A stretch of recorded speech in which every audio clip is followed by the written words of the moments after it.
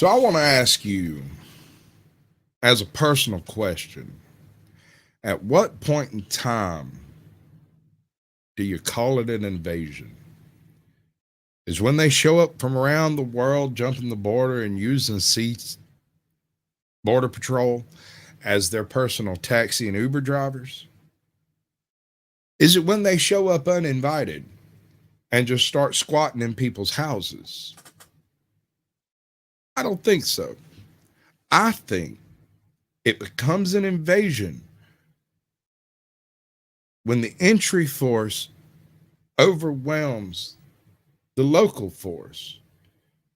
And I believe that line may have been crossed this week. Because the National Guard can't protect the borders? Tell me. Who can?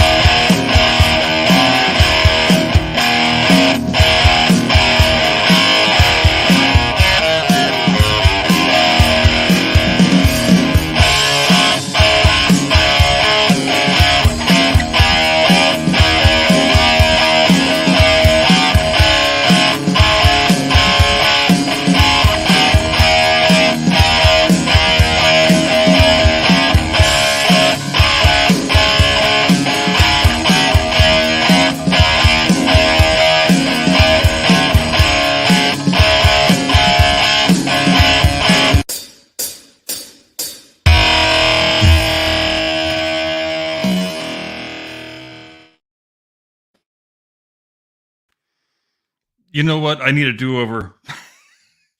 I screwed up the prompter, and now I have absolutely nothing to say at the top of the show. And Sasquatch, please come save me while I get my teleprompter sorted out. Talk to the people a little bit more about your invasion story, won't you?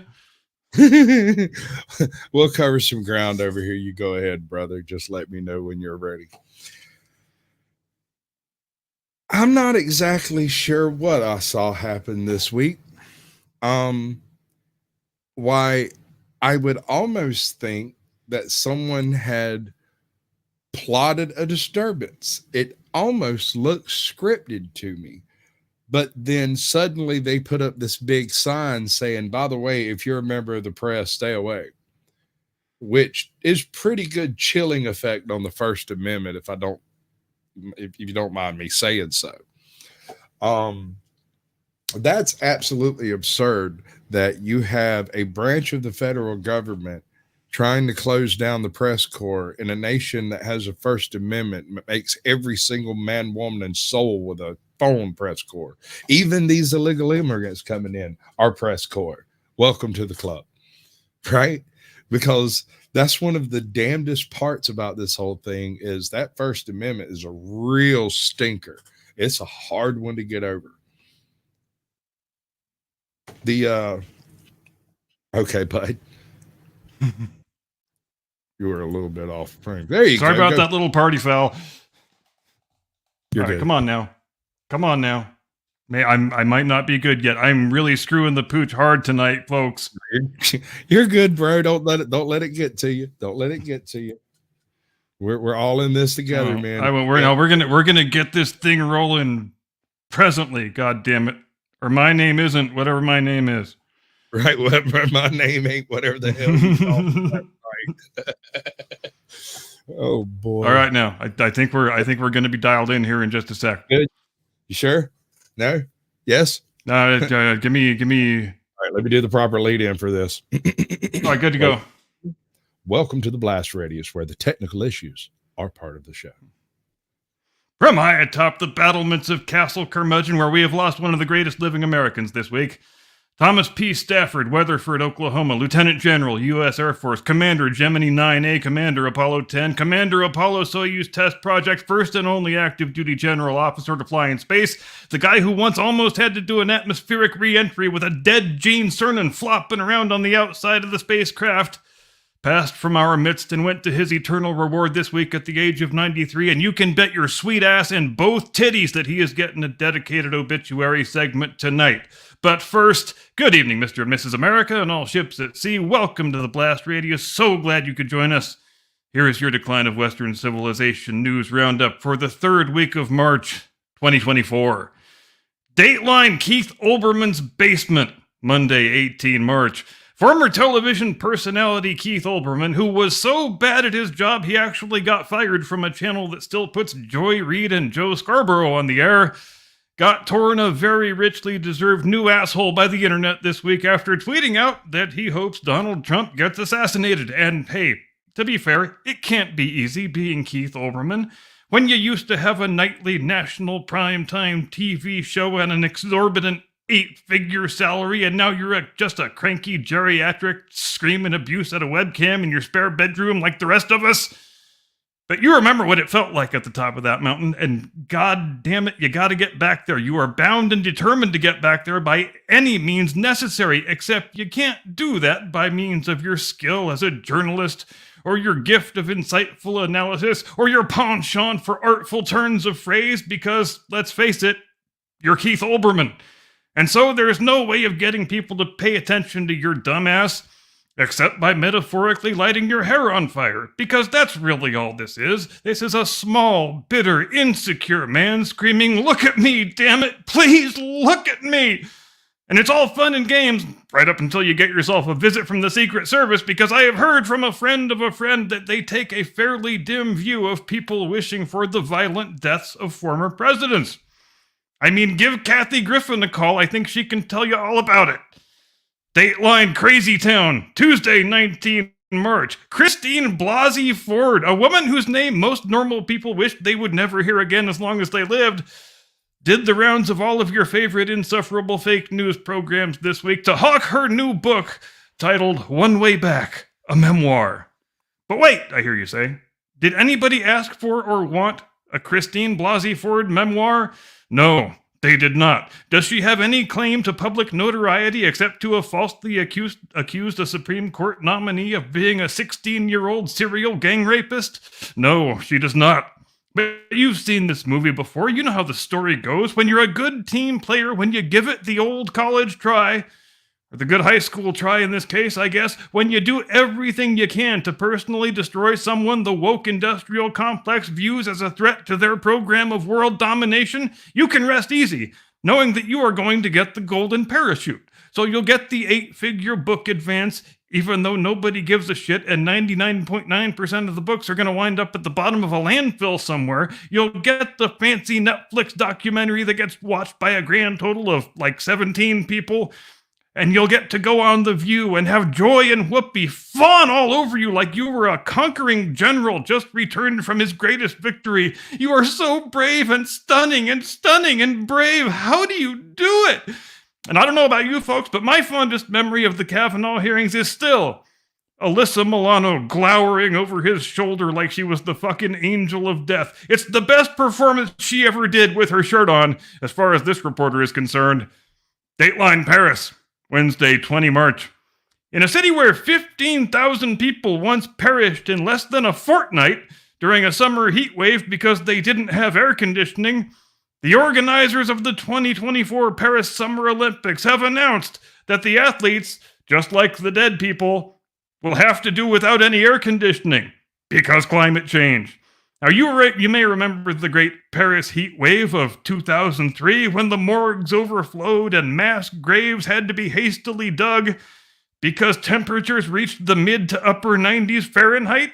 In other words, a mild spring day in Phoenix or Las Vegas. Now, if I was a city where 15,000 people once died in fairly recent history because they didn't have any air conditioning, I feel like I wouldn't want to go making a big show of telling thousands of international visitors that they don't get any air conditioning. It seems a bit like saying, hey, I think I will dribble the ball all the way down the field and kick it into my own net, and then I will give myself a wedgie. I mean, seriously. Doesn't this have all the features of unintentional self-mockery? Does being a true believing climate cultist mean you forfeit all sense of civic and national self-awareness? Well, apparently it does. But the Olympic organizers have sought to reassure the public by announcing that during the Games, any athlete showing symptoms of heat exhaustion will be led into a special room where Greta Thunberg will blow blow on them. Goddamn teleprompter, did it again. Thing's really glitching out today. And for an extra fee, she will be happy to fan you with a folded up newspaper. How dare you? Dateline London, Thursday, 21 March. Nike came under fire this week from all sides of the political spectrum when they unveiled their brand new uniforms for the England national soccer team, one of whose features is a St. George cross redone with the colors of the transgender pride flag. And you know how sometimes you get done saying a thing and you can't believe the thing you just said is real and not a sick joke?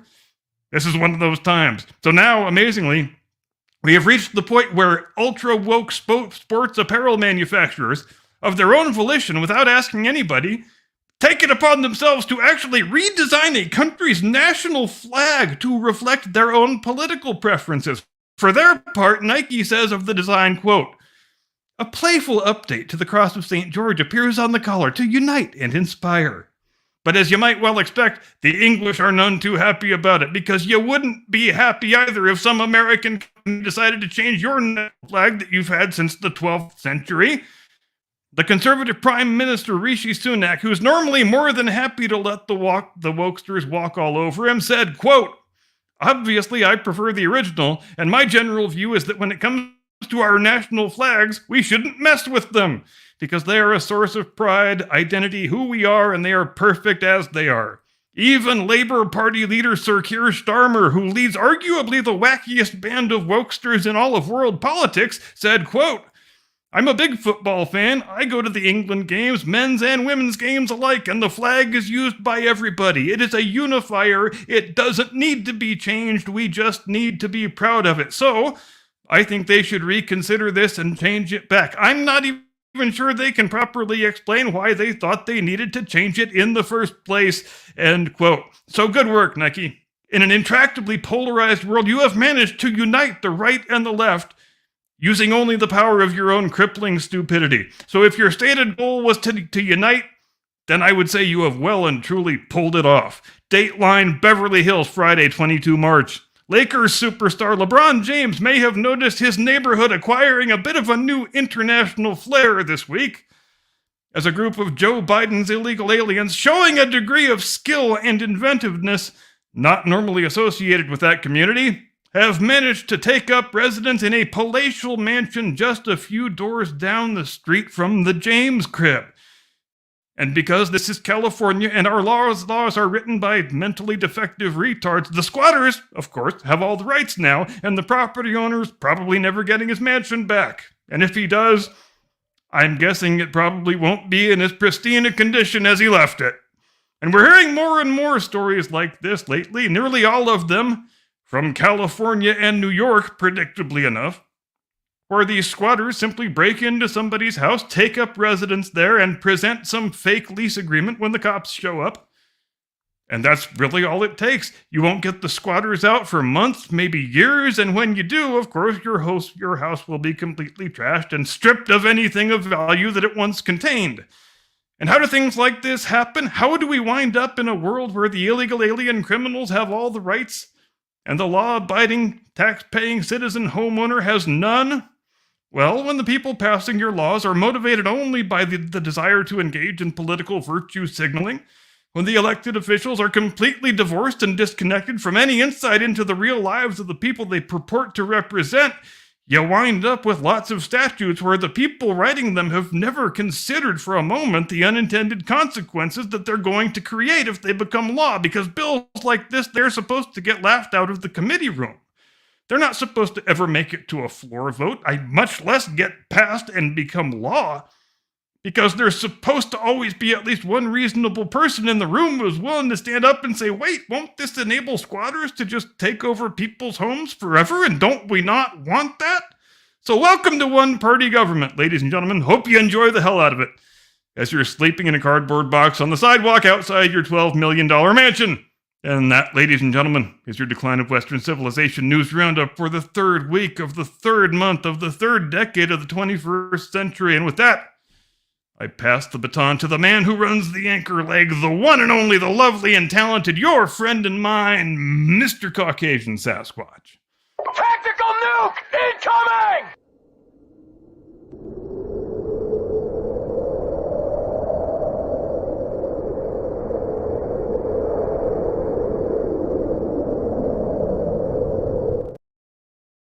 Good evening, ladies and gentlemen. Welcome to the Blast Radius, where tonight we are going to discuss a number of topics. As we usually do, this all encompasses the greater demise of the Pax Americana.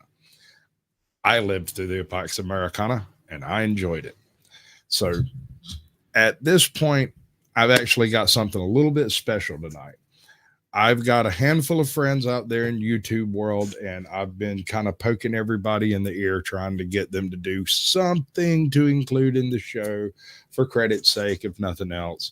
And I finally got somebody to do a bit. Now, he can't be here live tonight because right now he is live on his channel with the Religiosity and the Fuzzy Wuzzies. If you're interested, hit me up in chat. I'll let you know where it's at. But without further ado, I have one Mr. Jake Johnson from Untethered Live, who I am going to call our redneck on the spot reporter from the deep woods of North Carolina.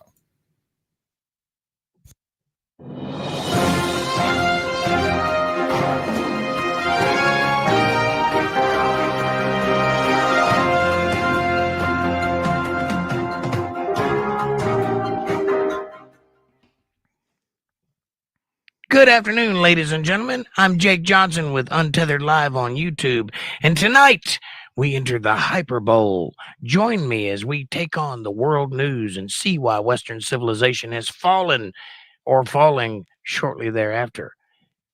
We're going to go down to the main screen. Join me in the Hyper Bowl. All right. We have a great clip put together tonight for your entertainment pleasure. I hope you see the value in what I've discovered about the world. Admiral Rachel Levine is a groundbreaking leader, public health champion, and an advocate. She credits family support for helping her get where she is today. Last year, Rachel made history, becoming the first openly transgender 4-star officer across uniformed services. And raise your right hand and repeat after me. I will well and faithfully discharge the duties of the office upon which I am about to enter. So help me God. So help me God. Wait, you don't believe in God. You don't believe in nature. You don't believe in biology. What are you doing swearing on a Bible to a God you don't believe in that created you in a way you were created? Clearly. Wait, also, are you telling me that the best woman in the world, the woman of the year, is a man? Down with the patriarchy, I say. Ladies and gentlemen, the President of the United States. Let me start off with 2 words. Made in America. Made in America. He said it twice for emphasis because he was certain of the trajectory of this conversation. 2 words, made in America. And that's not hyperbole. I'm not joking about that. No, this is hyperbole. You don't get to use that word, sir. This is hyperbole. On my watch, instead of Infrastructure Week, America's having Infrastructure Decade. What? Decade. Twice. Over $1.3 billion. Trump just How much is that again? I don't even know how to count that number. talks the talk. We walk the walk. Yes, you do. I'm not introducing me, Marcus. Ha! Did you see the look on that guy's face? Look at his face. Look at his face. He has no idea what's happening right now. I'm not introducing me. Mark is, huh? What? Yeah. Mr. President. Thank you all. God bless you all. Let's go lick the world. Let's get it done. But I tell you what, I don't know about you, but I'm going to go to bed. Please don't lick the world and go to bed. That's disgusting. At least give us a kiss or a hug first. Oh, look, you went to bed. You went to bed. Look at you. You can't even stay awake during the G6 or whatever this is. But I'm sure it's an important meeting. Wake up, man. For God's sakes, get your guy on the horn and get some cocaine in your veins. Let's go. That relies on family, on Ohana. Middle class was built by the middle class. Middle class was built by the middle class. And the unions built the middle class. Wait. Is the middle class the union? And if so, why are we having this conversation? Did the middle class build the middle class, or did the union build the middle class, which is the middle class union? Say to President Biden, can you hear me, President Biden? No, he This cannot. is a historical moment for Brazil. Yes, it is. And for the U.S. Yes. President Biden, can you hear me? Oh. The people got back to the controls fast enough. They're behind the screen there, moving. Move his arms. Move his arms. He's sitting still. You can? Yes, good. Joe Biden said, come. Do not come. Don't worry. Do not come. I'm going to come. We must come together. Ladies and gentlemen, people of the world, unite. We must come together. Get busy.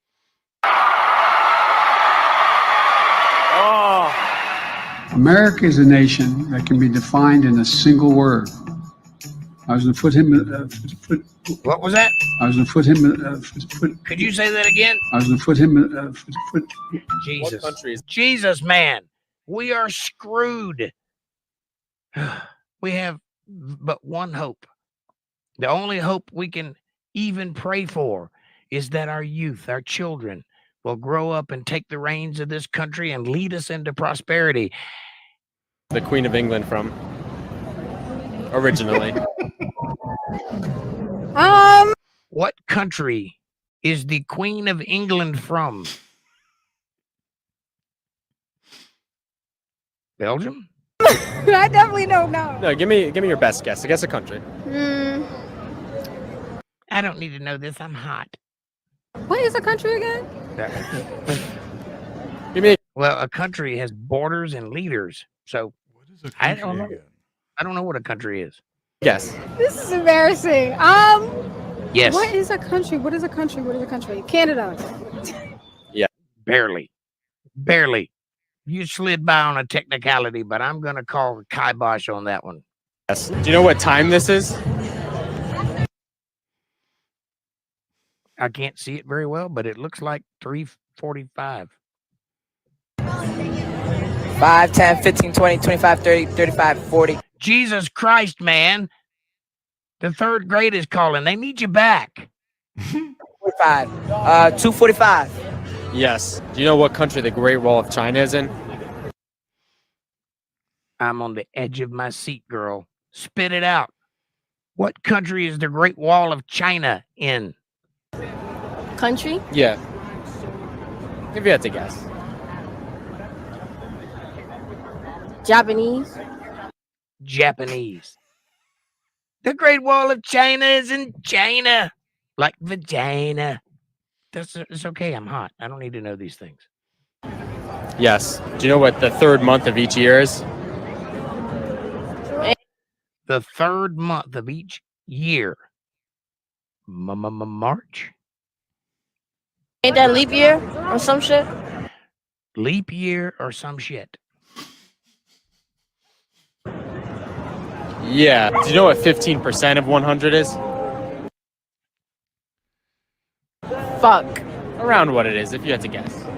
Probably like 75. I don't know. This lady went to Harvard, ladies and gentlemen. Congratulations. Here's your degree. Yes. Do you know what country we gained our independence from? Spain. Yes. How many inches are in 2 feet? This is not her fault. I'm going to go out on a limb here. She has been being told for generations that this is 6 inches. This isn't her fault. She gets a pass on this one. I don't know. Around how many inches? If you had to guess. 5. Yes. Do you know what country the Panama Canal is in? No. If you had to guess, like, what do you think it sounds like it's in? Guess a country. Europe. Yes. Can you name all the months? September, January, February, March, April, May, June, July, August. I am so proud. She's doing a dance. Look at her. She is so happy with herself that she got that right. She started in September, but she got them all. Jesus Christ. Yes. Do you know what country the Panama Canal is in? Panama, Spain. She said the answer in the form of a question. This isn't Jeopardy. Yes. What do we call a shape with 5 sides? Is it an octagon? Wait, that's 6. That's 8. Octagon is 8.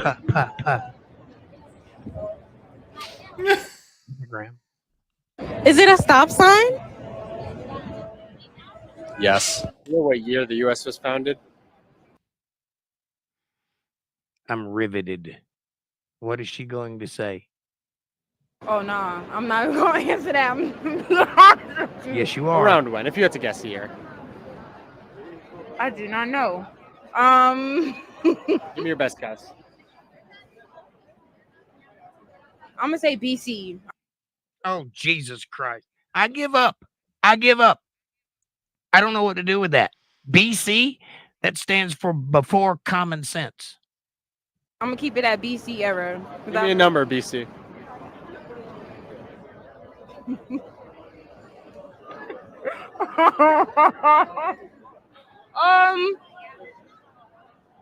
18 something 1800s. BC? Closer. Yeah.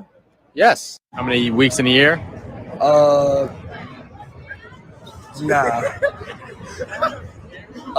Weeks in a year? I don't know. Can't count the weeks.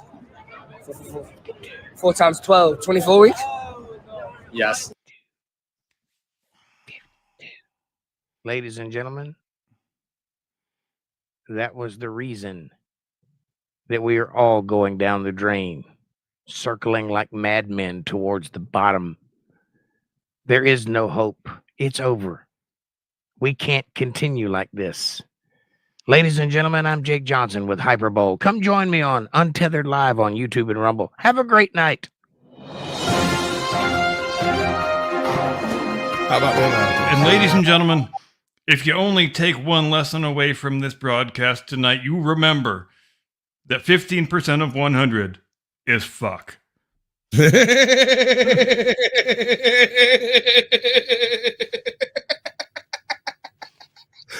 Poor girl. And he tells them they're right when they're done. Like, yeah, you're correct. And just walks away. That's almost evil.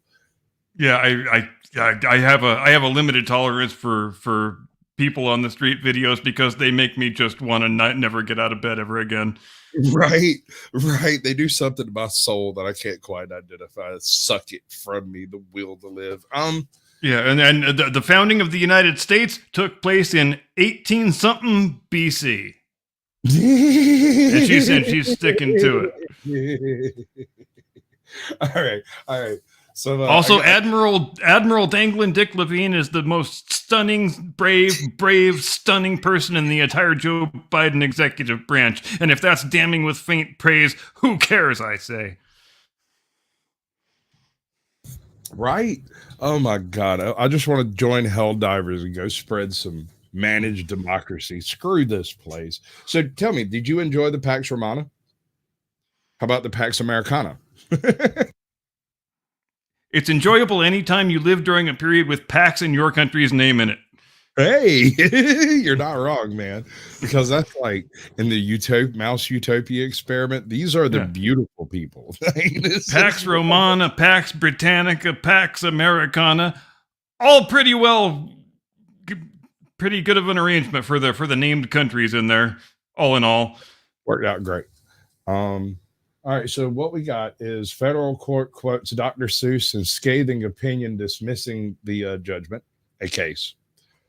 We have Chicago teachers force students to vote Democrat. How's that taking effect? Shock of shocks. Whoever would have guessed? Right? You want to check that one out? Yeah. Let's do this one. All right. So, ladies and gentlemen, this is from the actual Justice Warrior.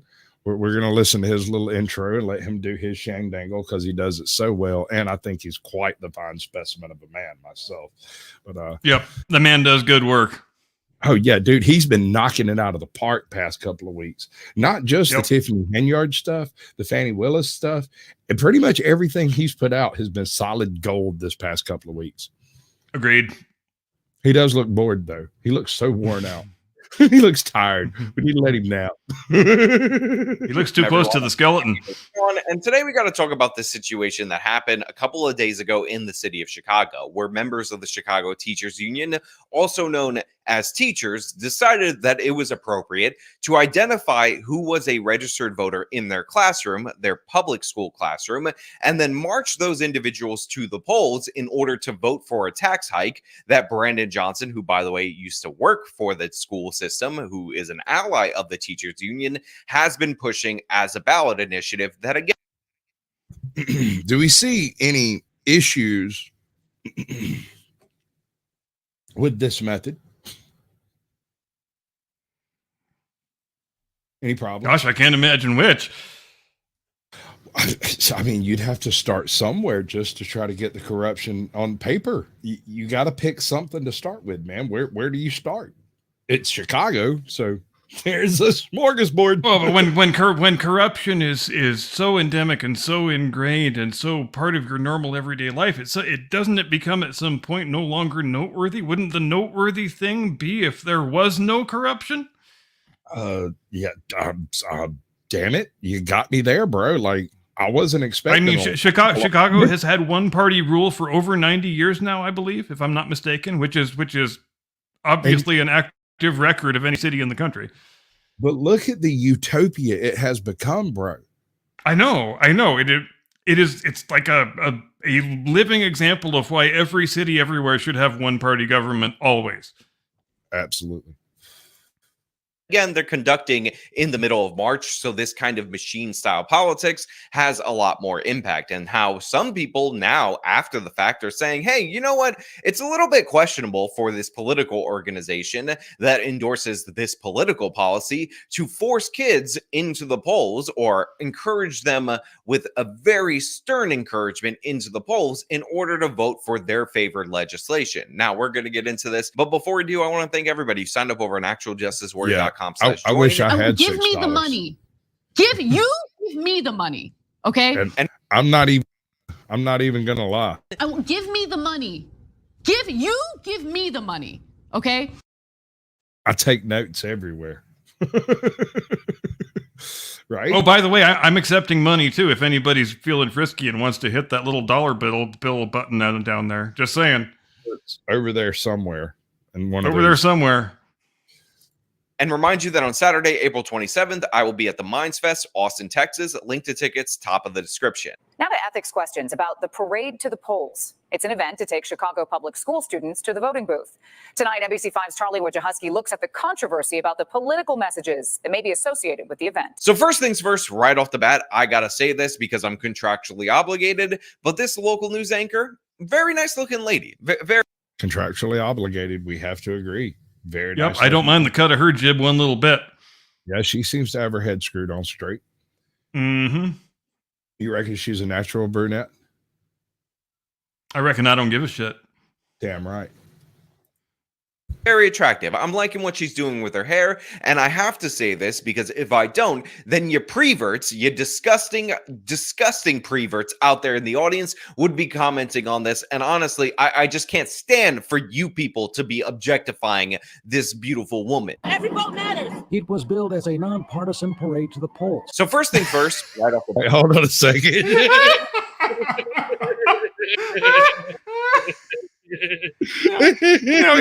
In the context of Chicago, what does nonpartisan even mean? Like, what is the actual meaning of that term in Chicago? Like it's only 99% Democrat instead of 117%. I know, right? Well, no, I just want to take a look at this here, because dear Lord, it's exactly what you would expect, though, dude. Right? Yep. Right? Right? It's let's go make future Democrats. There it is. Yeah, that chick with the red and blue hair. I have no idea what her political worldview might be. Just not even the faintest guess. Your future organizers are marching in Chicago, and they are being bussed there by the school to vote in the school's interest, essentially. These are the people who are going to be taking care of us all when we are old and decrepit. That person right there with the pain under her eye, she is going to be your nursing home nurse. She is going to be your caregiver one day. Yep. You are going to have to rely on this kid to take care of you. Right off the bat, the idea that this was billed as a non-political event, absurd in every possible way. The Chicago teachers... What do you reckon? Non-political? They're just taking all the students to the polls? All of them? Isn't going to a polling place by definition a political act? By Job, I think you've got it. Interesting that. I don't know. I ain't got no fancy college degree or nothing. They are one of the most powerful political organizations in the city of Chicago, if not the most powerful. And one of the proofs of that is the fact that their guy, Brandon Johnson, is in the mayor's office, and he was able to oust an incumbent in order to get there. By the way, unions are among the highest spending organizations in American politics total, but in these particular types of elections, especially when they're not in November and they're in a random day in March, they have incredible outsized power. So they are obviously a political organization, one of the largest contributors nationwide, probably Brandon Johnson's largest individual contributor, and they're taking advantage of this random in the middle of March kind of election. I couldn't verify that last one as to who Brandon's biggest contributor was, but I wouldn't be surprised. Remember when he was supposed to be an improvement over the bug-eyed lesbian chick? Dude, she was so much fun. I kind of miss her. I mean, I know. He was. If you're giving me a choice between the two, give me back Lori Lightfoot. At least I could write parody songs about her. This guy, I got nothing. Dude, she wrote her own parodies. She went and danced around as the COVID burglar or some shit. Like she had the cape. And I have it on pretty good authority that she really doesn't like those Beetlejuice memes. I bet she don't, man, but she looks so good. It just fits so well, like an old shoe. It's not our fault you're a dead ringer, lady. Not really, though. I mean, it's just that she looks so good in that striped suit. We just want to see her as a prisoner. It's true. She'd make a really good hamburger. Yeah. But is it a step down to go from the COVID monster to the Hamburglar? Next sentence after that guy said what it was billed as kind of gives away the game, if you don't believe me. It was billed as a nonpartisan parade to the polls. Repeat after me. We will not give up the fight. Housing is a human right. But there were certainly political messages chanted as Chicago Teachers Union members marched a large group of public school students from an engagement event at their West Side headquarters. So yeah, the idea on it. So here's my question. These students, did they go to the poll because they were politically motivated, or did they go to the poll to get the hell out of class for a day? And when did they teach him how to ballot harvest? Because isn't that part of the whole thing when you're in Chicago? Oh, well, yeah. I mean, that's not just Chicago. That's pretty much every single. Next, kids, we're gonna learn how to fill out 1,500 ballots in less than 65 seconds. Allegedly. Allegedly. Let's remember that word. We need to use that word more often, I think. Hey, for reals though. Allegedly. But January 6th was a goddamn stitch up, allegedly. The surface that this was a non-political event when it's being put on by one of the most powerful political organizations in the city of Chicago. By the way, a partisan political organization, and they're voting on a policy proposal from Brandon Johnson, who's their guy, is absurd on its face in every possible way. But then they don't even try to hide it. They have somebody with a bullhorn trying to force the kids to chant for their political preferences, this nonsense about housing being a human right. Which side of the aisle tends to believe that? And again, it's all in support of a mega tax increase that these people who are in public schools, who likely don't pay any taxes at all, are going to be implementing on the broader Chicago population. So it's absurd in every way that this was apolitical. And again, they took a break from school time to get these kids to the poll. Does that make the Department of Education culpable for voter fraud? I'm just glad the polling places are still open and they don't have Joe Biden's illegal aliens sleeping there like they do every goddamn other place in Chicago. Oh, yeah. Well, can he claim them individually on taxes? I think he probably can. They all need to have a sponsor, right? Yeah, you reckon he does? They all say my sponsor is that semi-desiccated cadaver that lives at 1600 Pennsylvania Avenue, Washington, D.C. So let me the fuck in. I have it on Si, good senor, right away. Let me show you to your table. Have it on good authority that it's a big White House.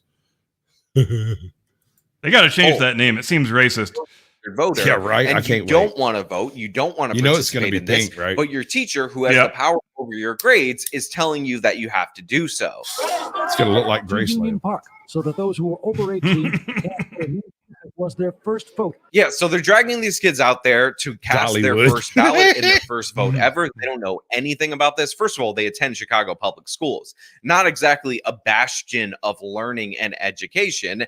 And remember, teachers are supposed to be educating, but this is clear and obvious, not only indoctrination, but kind of like a thuggish tactic in order to push people into the polls to vote for their favorite policy preference. Again, just imagine that you pay taxes through the nose because you live in a big major liberal city and they have a tax increase on the ballot. But then one of the things that you pay taxes for is public education, and the people that are supposed to work for you, the parents, and educate your kids, are bringing your kids to vote to raise more of your taxes because they think they could benefit off of the misuse of those public funds. Now, I would say imagine that, because most of you would have to imagine that, but if you're a Chicago taxpayer, that is exactly what happened in this situation. And I don't give a damn what side of the aisle you're on, and likely this would have passed in the very blue city of Chicago.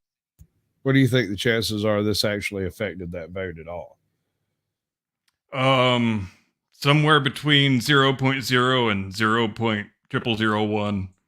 Yeah, I was just going to say, I would call it a non-zero statistic. Yes, that's a more elegant descriptor. It's not zero, but and it should be illegal. I don't know if it is or not, but I think somebody. And I just wonder what it almost comes down to the question of what possible purpose does this thing have except to condition these kids to dutifully vote Democrat every single time for the rest of their lives. I can't see any other, like, what, they don't know voting exists? They don't know how to find their polling place that's written on the back of their sample ballot? I mean, what? I couldn't tell you. Doesn't every voter live close enough to their polling place that it's impossible to get lost on the way there? Pretty much. Ours is like right around the corner and down the street. I can bounce 10. Oh, but that's right. We don't need polling places anymore because Mark Zuckerberg comes along and spends $500 million to put unmonitored ballot drop boxes in every fucking strip mall where, Yeah. Where people can lovingly drop stacks of hundreds of ballots in there at 3:00 in the morning, and you're not allowed to notice or complain, And except unless you're a goddamn racist. And you're supposed to say allegedly. Allegedly. Allegedly. Well, it's just like Fannie Willis, man. If you've got any problem with her having fat stacks of cash all around her house that she pays all of her debts with, then it's a black thing, and you must just not like black people. Which is kind of funny because that's the same line Tiffany Hainyard went with. Yeah. And she actually said that on the witness stand. She said it's a black thing. And I imagine a lot of black people went, huh? Other people's profits. Yeah. Like, honey, do we have fat stacks of cash laying all over the house? You could feel insulted. No, honey. The teachers union is just blatantly abusing their power in this way on camera, and they're making a joke, a mockery of it. For the upcoming Illinois primary. It gives the youth a chance to speak and give power in their voices. Oh, we're giving the youth a chance to speak and give power in their voices as long as they say what the teachers union wants them to say, as long as they vote the way the teachers union wants them to vote. So isn't that great? Isn't this what the founders envisioned when they created a constitutional republic? Government interests that benefit off the taxpayer, that are leeches on the taxpayer. I got to tell you this much. This is probably better than my civics class was. And remember, there are lots of local Democrat officials across the country who have floated the idea of giving 16-year-olds the vote. I think Nancy Pelosi is even on the record as saying she supports that. 16-year-olds, dude. Yeah, right. And as I understand it, Miss Abby was 76 years old and still teaching because she refused to stop. She just went to the high school every morning and they just gave her a classroom, as far as I know. She was supposed to have retired like ages before I got there. Small town, folks. Small town. These are small town problems. Yeah, I think we would all be really quite horrified to see what actually goes on in a Chicago public school classroom. Bro, see, it probably wouldn't be safe for YouTube, to be honest. No, probably not. You're probably not wrong. The ignorant children of the taxpayer in order to vote themselves more benefits. Teacher Brock Massey brought students from his Kenwood Academy class. It's an opportunity for kids to come out, see what's going on, and then engage in their own political rights. So here you have a teacher who brought the students from his own class to come out and vote. And he's like, oh, it's such an opportunity for these kids to see what's going on. And then engage in their own. I find this man slightly untrustworthy as a teacher. And it's just people vomiting out words that don't mean anything. It's a chance for people to show their power and their rights and to exercise their political and show their voice and their strength and it's literally just a wall of yada yada yada. It is, and it's word salad to feed to the media. They scripted this before they went up there, and then they marched them down there knowing they would be interviewed, and then they produced the interview to create the theater that you see before you. And all the kids they put on camera, they told them they were going to put them on camera beforehand, and they told them exactly the words to say. They even have face paint on. Yep.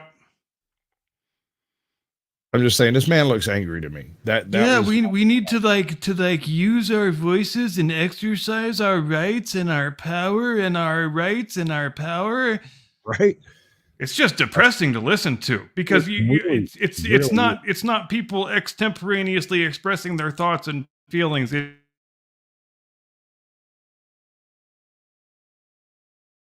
I just drop out, or did he vomit and conditioned to vomit out? I saw you drop for a moment. Anything happened to me? I think it was me that dropped. I'm not sure. Anyway, I didn't hear any of that. My bad.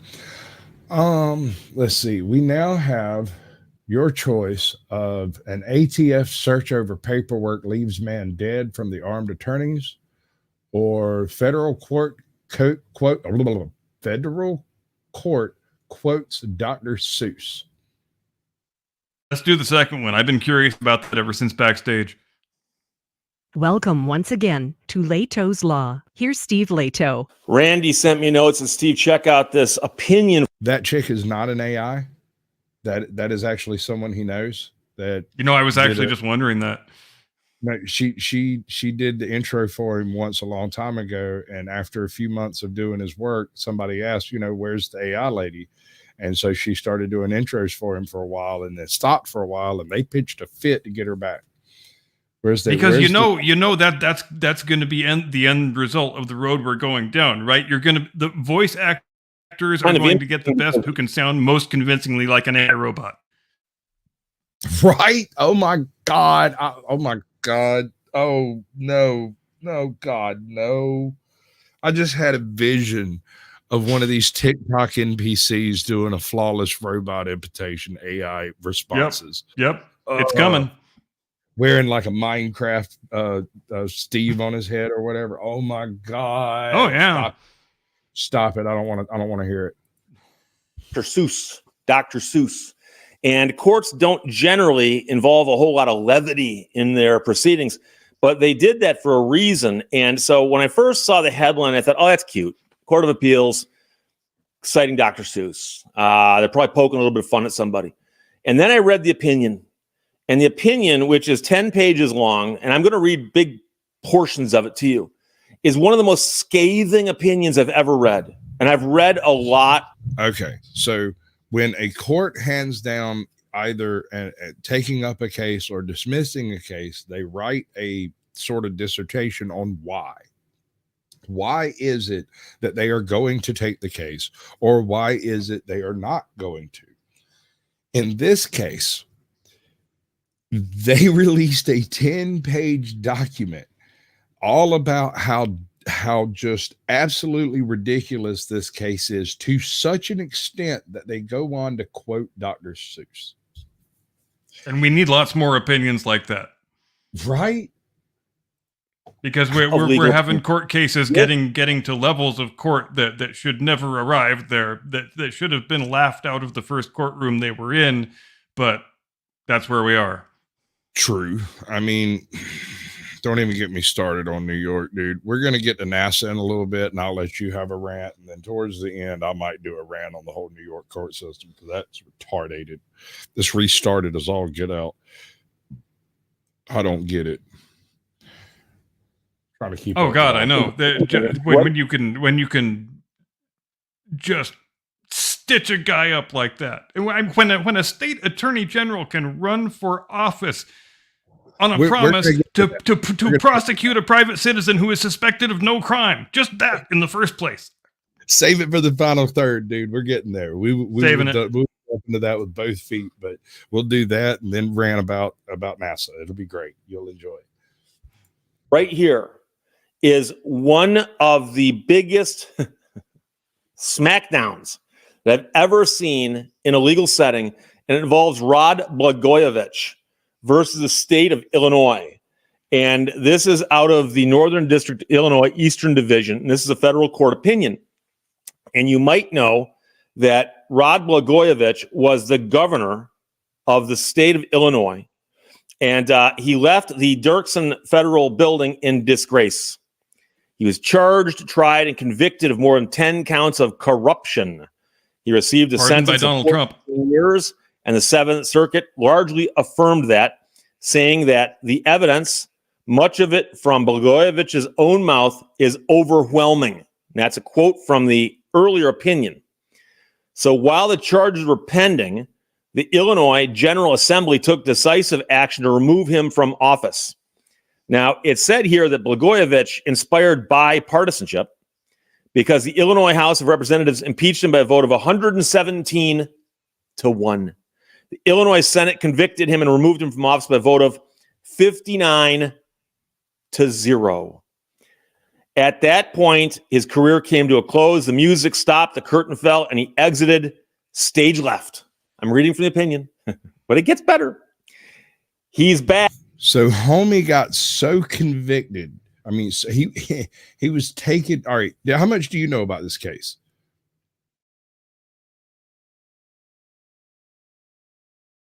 I think he's frozen. That's wild. Dude, that is a perfect position to get frozen in. We look good now. Yeah, you look real good now. Likewise. On this end, you're still oh, there you go. Now you're moving again. Great. Was that me or you? Pretty sure it was you. Everything just bugged out on me all at the same time. I got 3 glowing rings of death. Oh, that's never good. But it all came back in short order. How much do you know about this case? The Blagojevich, not really much of the specific details, but I know that it became kind of heavy-handed on the penalty end, and even a Republican president, Donald Trump, looked at the case and said, maybe this is a bit much, and he gave the dude a pardon, and that's about all I know. Right. Well, after the pardon, he went on to try to basically sue the state for standing so that he could actually run for the various offices that he once held. Because of course he did. Because of course he did. I mean, the balls on this gentleman. You got to I know, right? Heck. Blagojevich didn't have a graceful exit from public life. It was disgraceful. By the look of things, it wasn't even an exit because he wants back in the game and back on center stage, microphone in hand. Blagojevich served almost 8 years in prison before receiving a presidential commutation. After regaining his freedom, Blagojevich wants to regain the ability to represent the good people of Illinois. So he came back to Dirksen Federal Building, hoping for a warmer reception and a new lease on political life. He unveiled a 2-count pro se complaint under Section 1983 and neighboring provisions, challenging the treatment that he received in the Illinois legislature. Now, what's the problem with this claim on its surface? Which claim? I was distracted. He's using one of the 1983 claims, one of those citations. He's trying to basically sue, and sue's not the right word, but he's basically trying to sue the government for his right to run as public office again, right? Which he's unable to do because he's a convicted felon. The issue, yes, but this is Chicago, bro. This is Illinois, right? Come on. But then after you've received a presidential pardon, then isn't all of that stuff expunged, and there shouldn't be any impediment to you running for office? I mean, I tend to sympathize with his point, really. That is something that should be decided in a court, but not under 1983. 1983 assumes that a private party has breached your rights, your fundamental civil rights in the U.S. in some way. That implies that a non-governmental official has done something. A pizza parlor locked you in, or a salon broke your camera, or you know what I'm saying? Like, yeah, something you are legally permitted to do, someone stopped you from doing it, and you're suing them for that breach. In this case, he doesn't seem to be suing for money, funds, or any kind of pay. He's suing for his right to run for public office again, which is like, I don't think and it's I still just can't believe the grapefruits on this dude that he actually wants to run again. Dude, I mean, this is like the pro program that Tiffany Haynyard's working on. Like, once she gets kicked out, if Biden pardons her, can she go back and run for mayor in a different town? Yeah, that's exactly right. Tiffany Haynyard looking to matriculate to the Blagojevich master level. Wacky. He's upset that they impeached him. The first count seeks an injunction to enjoin the state of Illinois and all of its component parts from enforcing the state Senate's disqualifying provision, which denies him his right to run for office in Illinois. Which I don't think is actually a right. Now, let's see if I can remember exactly where the quote is. The word soul twice. Constitution isn't chock full of adjectives, but the framers made a point of saying that the sole power to impeach rests with the House, and that this court could overturn the impeachment that took place a few years ago that was overwhelming to impeach him. Blagojevich is, and I'm skipping big chunks of this because there's a lot of me too. citations to support the argument. Blagojevich has given this court no reason to think that Illinois would be one of the states to is in part and end in itself to ensure that states function as political entities in their own right. So they're citing other cases there. The Supreme Court has called state impeachment. If intervention by a federal court in a federal impeachment is bad, then intervention by a federal court in a state impeachment is worse. Another jurisdictional issue lurks. There's too much to go on to. We are in the third portion. We're going to go to the ATF search. When's the last time you saw a warrant that We're not wasn't actually no-knock? watching this. I want to discuss this because I actually did a little research on this one. I believe it was Tuesday. I may have my dates wrong because it may have happened the week before, but wasn't actually public for a few days. I don't know. The ATF raided an individual who was a private licensed firearms. What is it? It's a LLC, a private firearm LLC. This is the type of guy that you hear gun grabbers talking about when they're talking about that gun show loophole. It's not a loophole. It's an individual capable of running all the paperwork legally and not doing it inside of a building. One of the things that they're trying to crack down on is people who can do this without having overhead of an actual brick and mortar store, right? Because the ultimate goal is to make it so the smallest number of people possible are able to operate as gun sellers. Exactly. And those people are supposed to be completely towing the line with the whole federal everything. Even when the ATF cuts a weak fart, they're supposed to be biting the bubbles. So what happened here, as far as I've been able to determine, and I haven't been able to get my hands on the actual paperwork yet, but what seems to have happened is he had sold 2 guns legally. The paperwork got mixed up. The serial numbers were switched, or the locations they were sent was switched, or the names were, something was transposed from one to another. Is the A perfectly innocent clerical error, in other words. Clerical error, right? And yet the ATF contacted the FBI contacted the local sheriffs contacted the police department. They all gathered their SWAT boot team together, and they got a no-knock warrant that is supposed to be restricted for hardcore felons, drug dealers, murderers, and serial killers. Like when you don't have time to go get a judge because he's still over there stabbing people, right? Yeah, like a really extreme extenuating circumstance.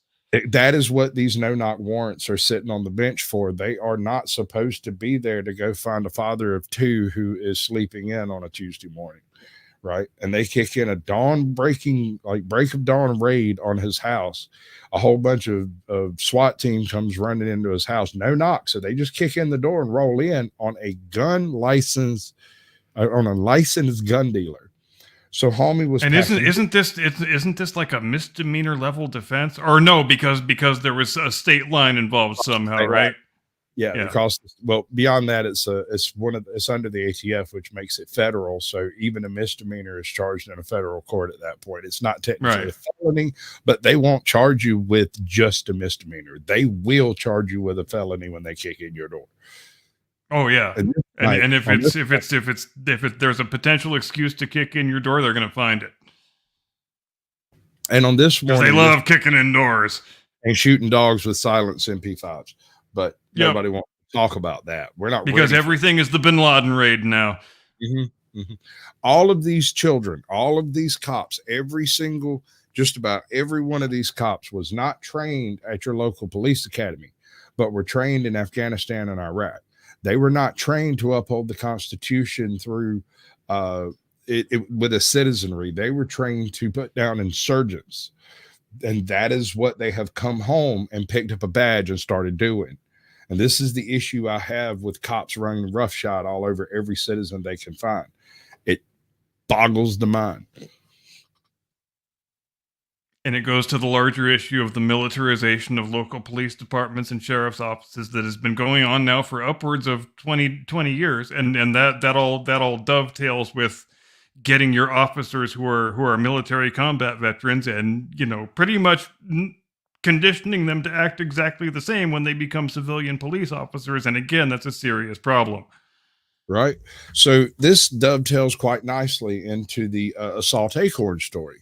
This is another one of those examples where the utilization of military assets in a private capacity has become an issue, right? This individual heard an acorn hit the top of a car, screamed "I'm hit," and started mag dumping into his own cruiser that had a gentleman in it that was unarmed and had already been searched by this officer. He was so convinced he had been shot that he screamed to his partner, "I'm hit." I'm hit. And started blasting away like Danny DeVito. Just came out blast. It's one of the craziest pieces of video I have ever seen, frankly. Okay. So what you're looking at is classic PTSD. And this is not a thing to take lightly. I mean, we were talking about it last week with Audie Murphy. I mean, this is serious. These people have serious issues, and they should be taken into account when you're putting them in the line of fire. Absolutely. It was an acorn, bro. It was an acorn. It was an acorn. My man had 2 cops magged up and scrambled the entire police department, ambulances, fire service, all the first responders showed up because an acorn fell on his cruiser. And it's a miracle he didn't kill anybody the way he was just wildly firing. Like Danny DeVito, he started blasting. Yep. It's absolutely stark raving mad. All right, what is it about NASA you want to cover? I want to run through Tom Stafford's career because Tom Stafford, like I said, one of the greatest living Americans. We lost him last Tuesday at the age of 93. And God, let's just say this about men like Tom Stafford. Legends and heroes who are on that level, they don't die. They pass into legend. And let's talk briefly about why Tom Stafford gets to pass into legend instead of dying. The first time he flew was Gemini 6A. Gemini 6A was supposed to be a dual flight along with Gemini 6B. Gemini 6B contains Frank Borman and Jim Lovell. First time they ever flew together. Gemini 6A contains Wally Schirra and Tom Stafford. 6B launches first. They're supposed to launch on consecutive days. The Borman and Lovell launched just fine. They're in orbit. They're supposed to stay up for 2 weeks, but Schirra and Stafford are supposed to only stay up long enough to affect history's first in-orbit rendezvous. That was the point of launching the 2 flights so close to each other, so they could do the rendezvous, and then the one A could come back down, B could remain in orbit for 2 weeks because theirs was more of an endurance project. But the big point of the whole thing was to accomplish the rendezvous. Except when 6A launched the day after 6B, it got 4 inches off the pad and then settled back down. And amazingly, the rocket didn't blow up and kill everyone. And it is to Wally Schirra's credit that he didn't freak out and abort, and because then they probably would have both gotten killed, even though the rocket didn't blow up. So now you've got to go back and make repairs. They don't launch until a week later. They accomplish the rendezvous. Everything goes great. Borman and Lovell are up there for the whole 2 weeks and really can't stand each other by the end. So that is Stafford's first flight. His second flight is Gemini 9A, the point of which he's the commander on this flight. He's flying with Gene Cernan in the right-hand seat. This is the second ever American extravehicular activity. The first was Ed White a few months ago. He didn't try to do anything. It was just go outside and see if you can be outside and then come back in, and that goes great. He says, "God, this is fantastic. I feel like $1 million." Chris Kraft actually has to get on the radio loop and tell him to get his ass back in the spacecraft because he's having too much fun. But the second spacewalk, the one that Gene Cernan is supposed to attempt on Gemini 9A, it's the first time that we're having a man try to actually do work outside the spacecraft, because this is something that we're going to have to do if we want to do the manned lunar landing missions that we're planning on trying in a few years. And it goes really badly for Cernan because nobody has ever done this before. Nobody knows what we need or what we have to do or any of the exigencies that are going to come into play. They don't have any handholds on the outside of the spacecraft, so he's trying to do this work he's supposed to do, and he is overexerting himself, and his heart rate is dangerously high, and he is sweating his ass off, and there's nothing in his spacesuit to sublimate sweat with, so all that sweat just kind of sits in your suit, and it becomes a pretty closely run thing whether Cernan is even going to get back in the spacecraft, because Stafford at a certain point says, this guy is really struggling here. I'm aborting this EVA. I'm getting him back in the spacecraft. And there was some uncertainty whether Cernan was going to be able to get back in without actually passing out and losing consciousness. And if that happens, then Stafford has a fun decision to make, because he doesn't really have any way of cutting Cernan loose if he becomes incapacitated on the outside of the spacecraft and isn't able to get back in. So he's got a bundle of he's got a tether and a wire and a couple of comm cables that are connecting him to the spacecraft. So Stafford, if Cernan becomes incapacitated, either has to cut his lines and cast him loose, or attempt to do the reentry while actually holding the right hand hatch down and just hoping that Cernan's blackened corpse breaks loose at some point, and he manages to survive. Fortunately, Cernan does manage to ingress the spacecraft. He winds up with a couple of boots full of sweat. All sounded pretty gross. The third time Stafford flies is as the commander of Apollo 10, which is a unique mission because you have 3 Apollo mission commanders flying on the same flight. Stafford is the commander of 10. You've got John Young, who's the commander of 16. And you've got Gene Cernan again, who is the commander of 17. Still the last man to walk on the moon up to this very day.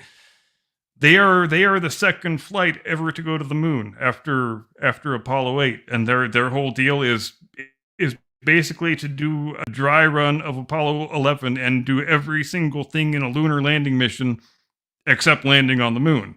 And they also need to test the lunar module abort procedures, because you have to test those in lunar orbit before you can attempt an actual landing, because you have to make sure the abort procedures work. Apollo 10 goes off without a hitch. It is, one of the lesser known missions today, and that's a hell of a damn shame, because it was really damn important, and they were the guys that paved the road for Neil and Buzz. Buzz, who I should also mention here, because all that trouble that Cernan had on the EVA on Gemini 9A, that only got solved by Buzz Aldrin figuring out that, hey, we need to start training for this stuff underwater in a pool, and we need to start doing all this stuff in slow motion and not overexerting ourselves, because then we don't sweat our asses off, and we can do this pretty easily. We just need to take a less brute force approach than we've been taking. And Aldrin winds up solving all that whole thing, and credit to him. He doesn't get enough credit for that. He gets more notoriety, obviously, for being the second guy to walk on the moon, but that's a whole different thing. The last time Stafford flies is as the American commander of the Apollo-Soyuz test project in 1975, which was obviously the first and only time that the Americans and the Soviets conducted a joint mission. And it was people today probably don't appreciate what a big deal that was in terms of seeing these two countries act in collaboration and cooperation with each other. And, the American crew went to Russia to live for a while, and they had to speak Russian, and the Russian crew, Commander Sergei Leonov, first man ever to do an EVA, they have to come over here, and they live in Oklahoma at Stafford's place, and in Houston for a while. And there's some fun, famous video of Alexei Leonov with a 10-gallon hat on and at an Oklahoma barbecue, just having a great old time. One of the noteworthy things about that flight was that Stafford was from Oklahoma, and you could tell. Oklahomans have an unmistakable way of speaking the English language and every other language, as it turns out, because the Russian guys, they found it so amusing the accent that Stafford had when he tried to speak Russian, that they actually named it as its own dialect, which they called Oklahomsky. And Stafford and Leonov, the two commanders, they actually developed a very close, lifelong friendship with one another, as a lot of astronauts and cosmonauts did when they had a chance to meet and spend time with each other at air shows in third countries and whatnot. And why wouldn't they? Because how many people are there in the world who have similar experiences to the ones you have? So it seems obvious that they would all want to gravitate toward one another. It is one of the most prolific and distinguished careers in the history of space flight, and it always will be. And Stafford was just such a great personality in general. Every one of the documentaries that he was in just benefited immeasurably from his presence. He was an American hero. His watch has ended, and we shall not see his like again. Feel better? Yep. Here's what I'm going to do. Check this one out. This is just the way I roll, right? Where did the buttons go? I removed one of the buttons. Put the buttons back where it's supposed to be. That's not it. Bam. And then... There's the man. Where's my buttons at? I should have been doing this while you were talking. It's fine. I'm the one wearing the dunce cap tonight.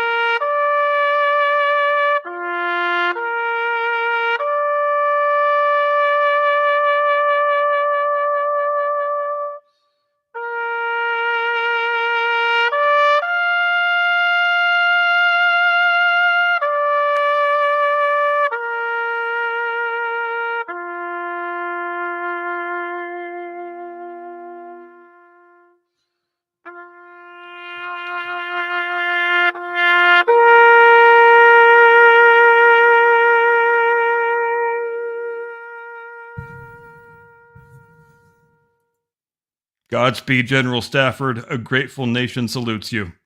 Absolutely. God bless. All right, so you brought up The Great Escape, and you had a thing you wanted Today to is the 80th anniversary of The Great Escape, and I didn't have any idea until today, and you should all be extremely disappointed in me. Shame on you. Shame on me. Shame on me, indeed. That's a movie. That's a great movie. I should have known that. I should have known that. Yeah, we both should have known that, really. Plenty of blame to go around. I ain't got no But the least we can do is play the song, damn it. Right? All right. So we're going to do this way. We're going to run this type of game like this. We're going to go skablam. I'm going to mute this part. And darn it, I ruin everything every time.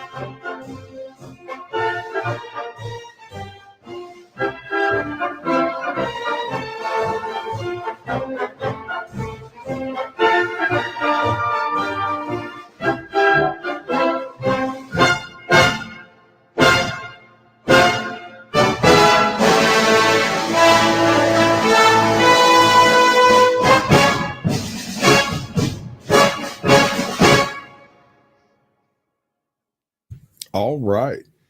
Let's God bless direct- Elmer Bernstein. It's not done. It won't stop. Oh, I'm doing the horrible things. There we go. I fixed it. It's okay, y'all. Everybody calm down. I could listen to that song over and over again forever if I'm being honest. Well, I mean, it's a good one. The one that gets me the most is Bridge Over the River Kwai. Oh, God. Yeah. Yeah. I mean, you're talking about probably my two favorite movies there. So yeah, that's a toss up. I really like Bridge Over the River Kwai. All the people in high school because I worked at a movie store, they always weirded out on me when I would show up and have Bridge Over the River Kwai with me. They were like, "Why would you watch that?" I'm like, "Are you joking, dude? Why the fuck wouldn't you watch that?" I mean, I don't know, dude. They just, I guess they didn't get it. I mean, but and let's face it, young people often have an unnatural aversion toward things that are from their parents or grandparents' era. Right. Even though all the great movies are from back then, so freaking get over it. I suspect we might be fixing to come into a new golden era of Hollywood if they're not really careful with what they do. But you know what the world has been yearning for so very long, and they're finally about to get it? A Star Wars story about a young, powerful, queer woman of color who don't need no man for nothing. Right? You know the best recipe for making a great story. Put a chick in it, make her lame and gay. Or, you could already be a lame gay chick and just write a fanfic with self-insert. Yes. And that's pretty much what we're getting now, as is fanfic as actual Star Wars product. That's the world we're living in. I kind of don't believe that, because I believe that if this person actually enjoyed the property of Star Wars, they would have more fucking respect. Why exactly does Leslie Headland, of all people, get to make a Star Wars show? Is it because she did such a great job making sure Harvey Weinstein had a steady supply of victims? For anybody who doesn't know, she was Mr. Harvey Weinstein's personal assistant throughout his entire raping career. I was gonna skip that tidbit, but go with it, dude. Yeah. I mean, and I guess it's a pretty savvy move on Weinstein's part. If you need to have a female personal assistant, but you probably need to make sure it's somebody you're not gonna rape. So you just get a dog ugly, square-faced lesbian, and Bob's your uncle. Problem solved. And it's not like we haven't had movies with strong women as the protagonist. I mean, these aren't even all that uncommon.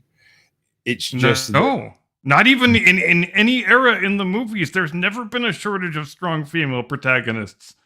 Right.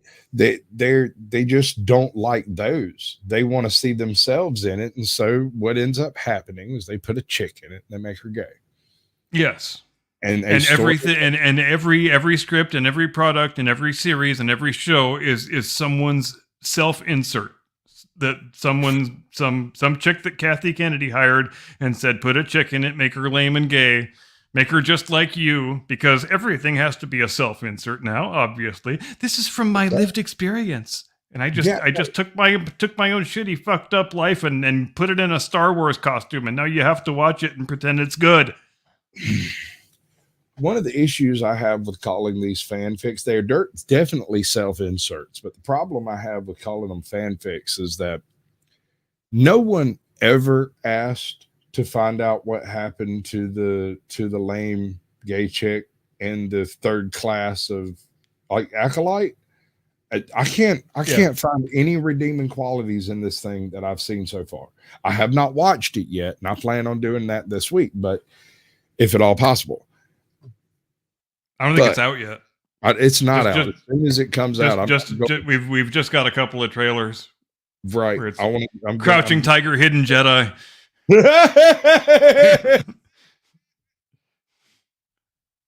Beware the paper tiger.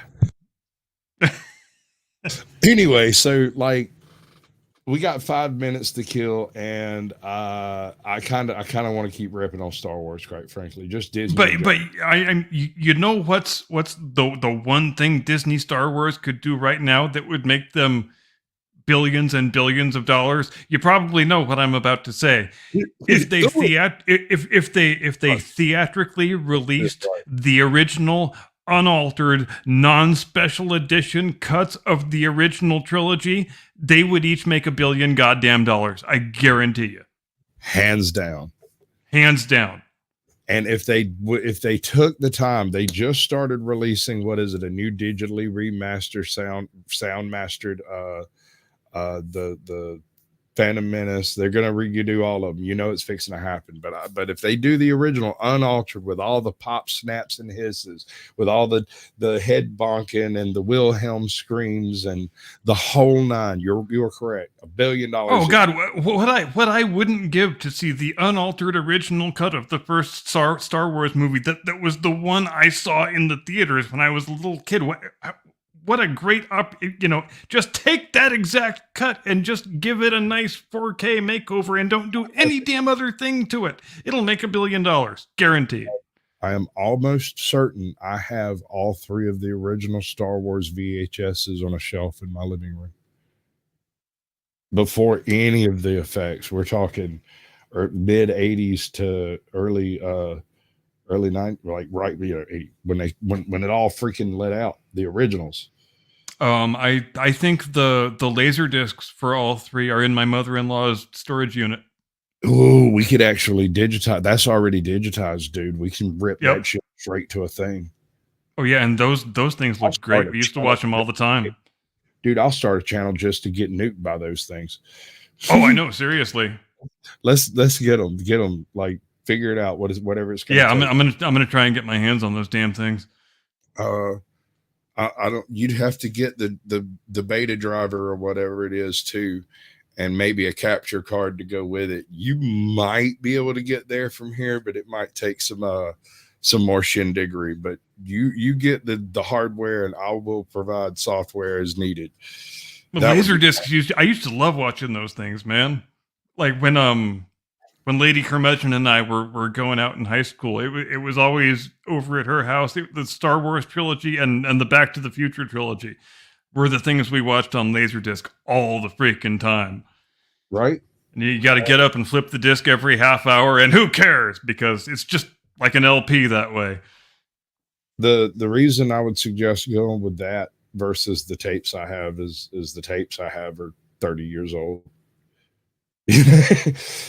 So yeah, and there should be no degradation on the laser discs, like you say, because they're digitally encoded. There's no tape degradation you have to worry about. Right, I have to worry about tape degradation, and they're pre 1997, so we know they are the original cuts. Exactly. Well, hell, if they're fucking beta or Laserdisc, they're definitely the original cuts because that format fell out of favor before the remasters came out. And they could make so much money that way, not by and you don't even need to shoot 1 foot of new footage for any, just give the people the old things that they love and want. They won't do it. Or you could put a chick in it and make her lame and gay and lose billions of dollars. You can't put a chick in it, make her lame and gay. You have 1 minute. Well, 2 minutes. 1 minute. Can I talk us out? If you wish to take the whole minute, you can. I was what was it? I know we've done it. We've done everything. No, yeah, sure. Go ahead. Do your thing. Yeah, more or less. Ladies and gentlemen, thank you ever so much for joining us here on the Blast Radius. We sure do appreciate it, as we do every time you have the chance to join us here on Sunday nights at 8 Eastern, 5 Pacific. Join us next week. Same curmudgeon time, same Sasquatch channel. I am going to go watch San Diego State defeat Yale because that's what you do when you're the defending national runner-up. Go Aztecs. See you next time. Do not comply. Get off my lawn. Give me the money. Give me the money.